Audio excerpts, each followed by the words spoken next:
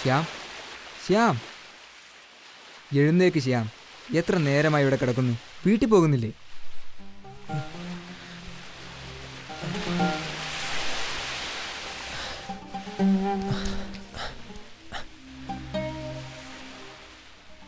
ഞാനിത് എവിടെയാ?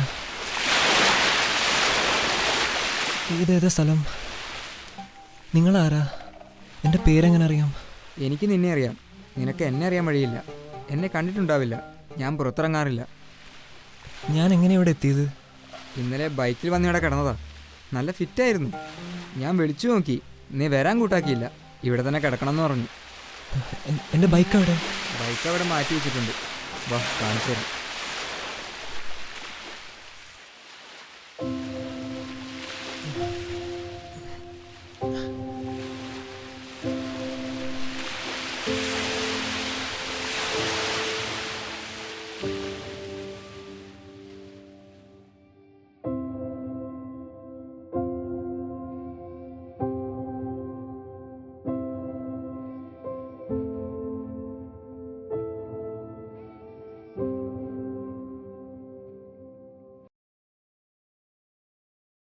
ഈ അവസ്ഥയിൽ നിനക്ക് വണ്ടി ഓടിക്കാൻ പറ്റുമെന്ന് തോന്നുന്നില്ല. നീ കയറ്, ഞാൻ കൊണ്ടുവിടാം.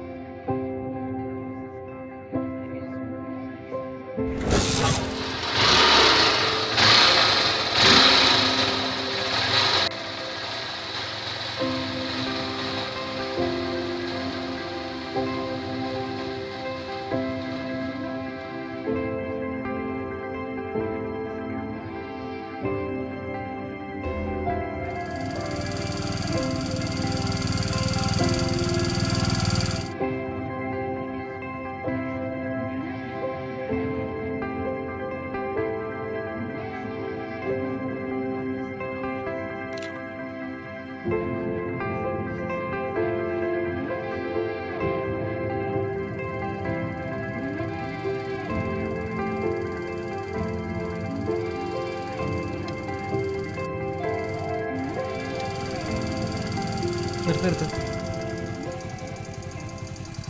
എന്താ കാര്യം? എനിക്കൊന്ന് പോക്കണം. എനിക്ക് തോന്നി.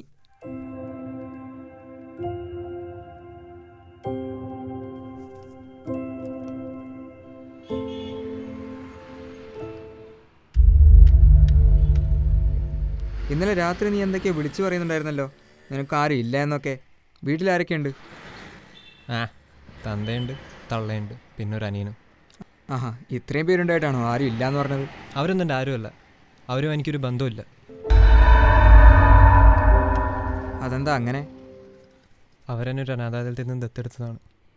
അതിനൊരുപാട് വർഷങ്ങൾക്ക് ശേഷമാണ് അവനുണ്ടായത്. അതിനുശേഷം എന്നെ ജീവിക്കാൻ അനുവദിച്ചിട്ടില്ല. ഞാൻ ഇടയ്ക്ക് അവനിട്ടൊരെണ്ണം പൊട്ടിക്കും. നിന്നെ ദത്തെടുത്ത വിവരം നീ എങ്ങനെ അറിഞ്ഞു? അതെൻ്റെ വകയിലൊരു ഇളയപ്പൻ വഴി അറിഞ്ഞതാ. അതിനുശേഷം എനിക്ക് അവരെ വെറുപ്പാണ്. തന്തേനെയും തള്ളേനെയും പിന്നെ അനിയൻ തെണ്ടീനെയും. അങ്ങനെയൊന്നും ചീത്ത പറയല്ലേ. ഒന്നില്ലെങ്കിലും നിന്നെ ഇത്രയും വളർത്തി വലുതാക്കിയതല്ലേ. ദൈവം നിന്നോട് പൊറുക്കില്ല. ദൈവം അങ്ങനൊരു സാധനം ഉണ്ടോ? അങ്ങനെ ഉണ്ടായിരുന്നു എന്നെ ഇങ്ങനെ തന്തയും തള്ളയും ഇല്ലാത്തവനാക്കുമായിരുന്നോ? ഒന്നുമില്ലെങ്കിലും നിനക്ക് നല്ലൊരു അച്ഛനും അമ്മയും തന്നില്ലേ. നീ ദൈവത്തോട് നന്ദി പറയണം. നന്ദി എന്തിന്? ഇത്രയധികം അനാഥരെയും വികലാംഗരെയും ക്രൂരരെയും ഉണ്ടാക്കി നിങ്ങളുടെ ആ ദൈവമാണെങ്കിൽ എനിക്ക് ആ ദൈവത്തിനോട് പുച്ഛമാണ്.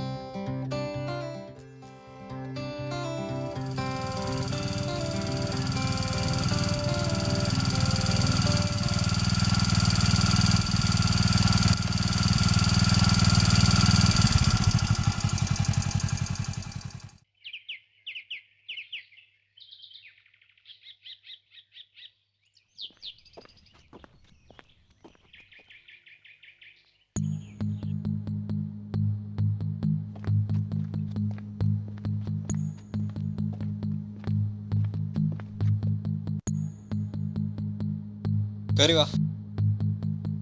ഇരിക്കും.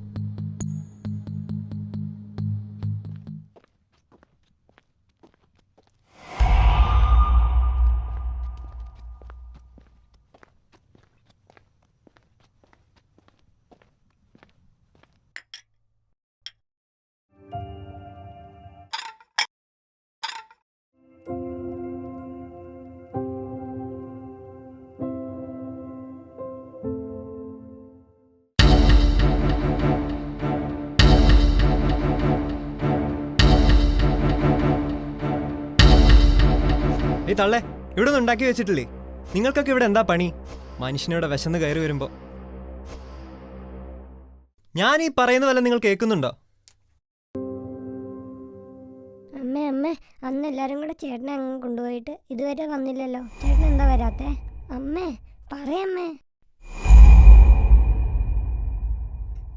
അച്ഛ അച്ഛ, അമ്മ എന്തിനാ കരയുന്നേ? ചേട്ടൻ ഇനി വരില്ല മോനെ. ദൈവത്തിൻ്റെ അടുത്തേക്ക് പോയി തിരിച്ചു വരില്ല മോനെ.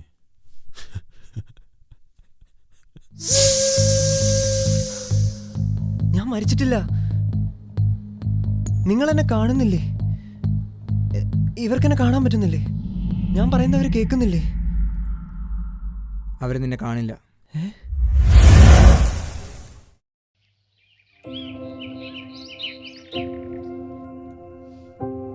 എന്താ അവർക്ക് എന്നെ കാണാൻ പറ്റാത്തത്? ഞാൻ പറയുന്നത് എന്താ അവർക്ക് കേൾക്കാൻ പറ്റാത്തത്? ഒരു നിമിഷം, താങ്കൾ ആരാണ്? ആർക്കും നിന്നെ കാണാൻ സാധിക്കില്ല. നിന്നോട് സംസാരിക്കാനും കാണാനും എനിക്ക് മാത്രമേ കഴിയൂ. ഞാൻ ആരാണെന്ന് നിനക്കറിയാം, എല്ലാവർക്കും അറിയാം. എന്നെ ആരും കണ്ടിട്ടുണ്ടാവില്ല, കണ്ടാലും മനസ്സിലാക്കിയിട്ടില്ല. എനിക്കൊന്നും മനസ്സിലാവുന്നില്ല. നിങ്ങൾ പറയണ കേട്ടോ തോന്നുന്നു നിങ്ങളാ ദൈവമെന്ന്. അതെ, ഞാൻ തന്നെയാണ് നിനക്ക് വിശ്വാസമില്ലാത്ത ദൈവം. എനിക്കെന്താ പറ്റിയത്? എനിക്ക് ദൈവത്തെ കാണാൻ പറ്റുന്നു. ഞാൻ മരിച്ചു എന്നാണല്ലോ അവരൊക്കെ പറയുന്നത്. അവർ പറഞ്ഞ ശരിയാണ്. നീ മരിച്ച് 3 ദിവസം കഴിഞ്ഞു.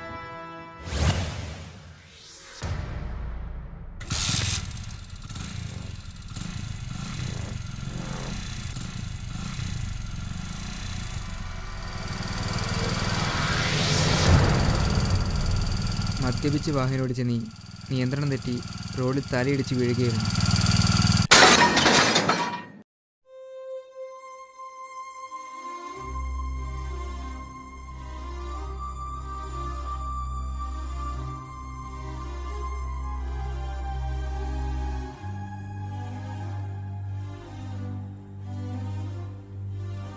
നാട്ടുകാർ ഓടി വന്ന് ആശുപത്രി എത്തിച്ചെങ്കിലും നിന്റെ ജീവൻ രക്ഷിക്കാനായില്ല.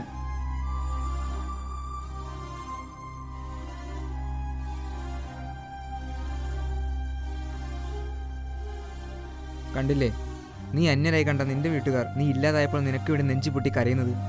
അവർക്ക് നിന്നോട് സ്നേഹമായിരുന്നു, പക്ഷേ നീ അവരെ അന്യരായി കണ്ടു. അവരെ ഒരുപാട് വേദനിപ്പിച്ചതിൻ്റെ ശിക്ഷയാണ് നിനക്ക് ലഭിച്ചത്. അവരിപ്പോൾ നീ മരിച്ചതിൻ്റെ വിഷമത്തിലിരിക്കുകയാണ്. അതിൻ്റെ വേദന നീ അറിയാൻ വേണ്ടിയാണ് ഞാൻ നിന്നെ ഇവിടെ കൊണ്ടുവന്നത്. ഇന്ന് നീ തിരിച്ചറിഞ്ഞില്ലേ നീ ജീവിച്ചിരുന്നപ്പോൾ കാണാതെ പോയ ആ സത്യം? അവരെന്നെ എത്രമാത്രം സ്നേഹിക്കുന്നു ഞാൻ മനസ്സിലാക്കുന്നു. പക്ഷേ അവരെ വിഷമിപ്പിക്കല്ലാതെ ഞാൻ വേറെ ഒന്നും ചെയ്തിട്ടില്ല. ദൈവമേ, എനിക്കൊരു അവസരം കൂടി തരുമോ ജീവിക്കാൻ? ഇല്ല, അത് സാധ്യമല്ല. നിന്റെ ജീവിതം ഇവിടെ അവസാനിക്കുകയാണ്. ദൈവമേ, എനിക്ക് ഒരേ ഒരു അവസരം കൂടി തരുമോ അവരെ സ്നേഹിക്കാൻ, അവരുടെ കൂടെ ജീവിക്കാൻ? നിനക്ക് ഞാനൊരു അവസരം കൂടി തരാം, ഒരൊറ്റ അവസരം. അത് നീ അവരെ സ്നേഹിച്ചു അവർക്ക് വേണ്ടി ജീവിച്ചു തീർക്കുക. ശ്യാമേ, മോനെ ശ്യാമേ, ശ്യാമേ, കോളേജിൽ പോണ്ടേ? എത്ര നേരമായി കിടക്കുന്നു?